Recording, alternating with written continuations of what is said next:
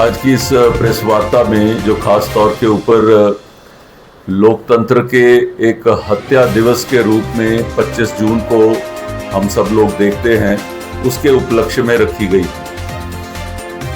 मैं आप सब लोग से एक 1975 के उस घटनाक्रम की तरफ आप सबका ध्यान ले जाना चाहता हूं।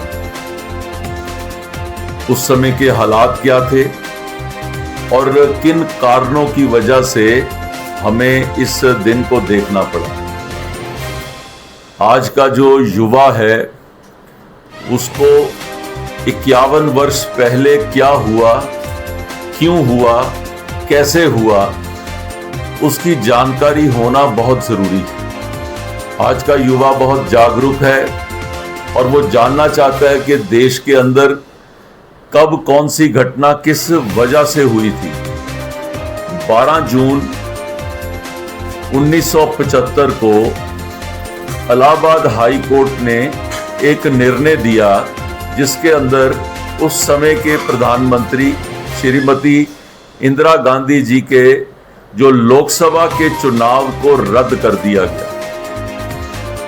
अब उस समय इस तरीके का कोई भी निर्णय आता है तो आमतौर के ऊपर वो व्यक्ति जो चुनाव जीत के पहले आया होता है उसको वो पीछे हटके अपनी पदवी जो है किसी और व्यक्ति को देता है और फिर वो सुप्रीम कोर्ट में जाकर अपना चुनाव अपने उसके लिए केस के लिए अपना केस लड़ता है। ये करने की बजाय उस समय इंदिरा गांधी जी ने सुप्रीम कोर्ट के अंदर डालने से पहले साथ ही साथ उन्होंने संविधान को बदलने का, एक संविधान का संशोधन करने का प्रयास किया जिसके अंदर प्रधानमंत्री, राष्ट्रपति, उपराष्ट्रपति और लोकसभा के स्पीकर के ये 4 लोगों का इलेक्शन वो किसी भी न्यायपालिका के अंतर्गत क्वेश्चन मार्क में आ ही नहीं सकता, ऐसा उन्होंने लॉ पास करने का प्रयास उस समय किया। और 24 जून को सर्वोच्च न्यायालय से उन्होंने इसकी पुष्टि कराई और 25 जून को पूरे देश को एक आपातकालीन स्थिति के अंदर झोंक दिया। ये जिसको हम इमरजेंसी कहते हैं।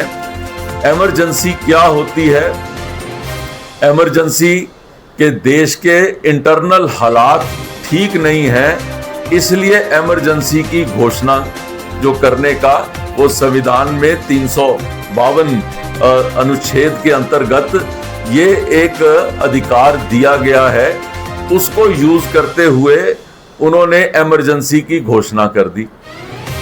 अब आज का व्यक्ति पूछेगा कि भाई उस समय ऐसी क्या स्थिति थी? देश हमारा उस समय निकल रहा था इस स्थिति से कि करप्शन एक हद पे पहुंची हुई है और जयप्रकाश जी का आंदोलन, जेपी आंदोलन के बारे में पूरे देश का एक तरह से नागरिक और युवा उनके साथ जुड़ रहा था। इंदिरा गांधी जी चुनाव की तरफ आगे बढ़ने के लिए तैयार नहीं हो पा रही थी और किसी तरीके से अपनी गद्दी को बचाने के लिए कांग्रेस पार्टी ने पूरे देश को ऐसी जो इमरजेंसी के अंदर झोंक दिया। मैं आप सबके माध्यम से देश की जनता को ये बताना चाहता हूं, ये कांग्रेस का इतिहास रहा है कि लोगों की, लोकतंत्र की आवाज की हत्या करना। जैसे 1947 में 12 लोगों ने 15 में से कहा कि सरदार पटेल जी को मुख्य जो प्रधानमंत्री बनाया जाए, लेकिन तब भी जवाहरलाल नेहरू जी को बनाया गया।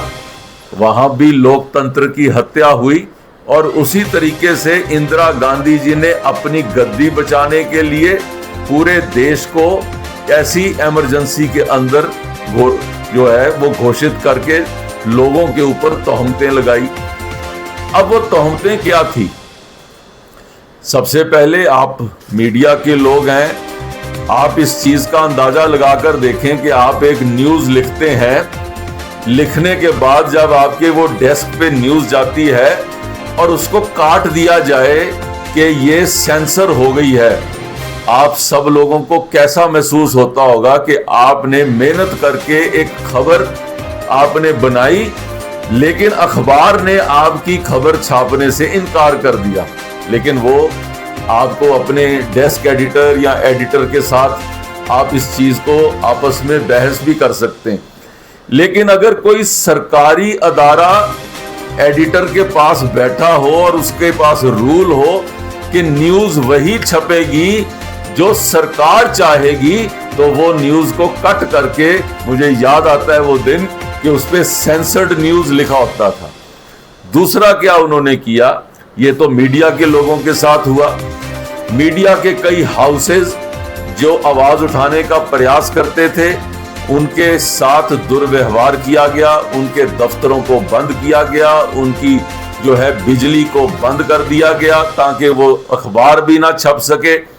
आज आप इस चीज को सोचकर भी आप सबके रोंगटे खड़े हो जाते होंगे।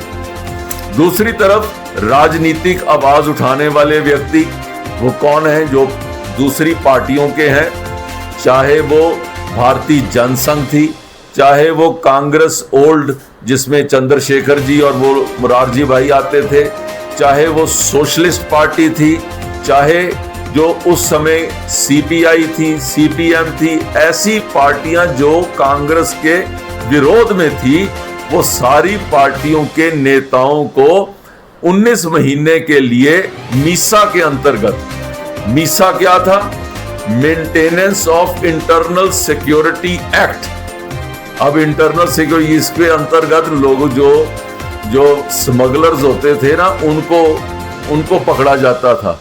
लेकिन राजनीतिक व्यक्तियों को मीसा के अंतर्गत पकड़ के जेलों में डाल दिया गया, उनकी सुनवाई बंद करा दी गई और संविधान की जो अपना कॉन्स्टिट्यूशनल जो अमेंडमेंट्स हुई, जो 38वीं, 39वीं और 42वीं, आप अगर उसका जो डिटेल में जाएंगे तो न्यायपालिका के अधिकार को उसको भी बंद कर दिया गया।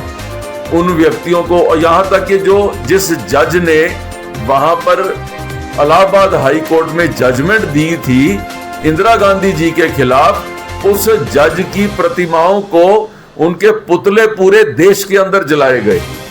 तो ये तो कांग्रेस पार्टी का एक हाल है कि जो न्यायपालिका के ऊपर भी क्वेश्चन मार्क रेज करती है और उनके साथ ऐसा दुर्व्यवहार करती। तीसरी चीज उनके साथ हुई पंजाब के अंदर, खासतौर के ऊपर आप सबने देखा भी होगा, इस क्षेत्र में महसूस किया होगा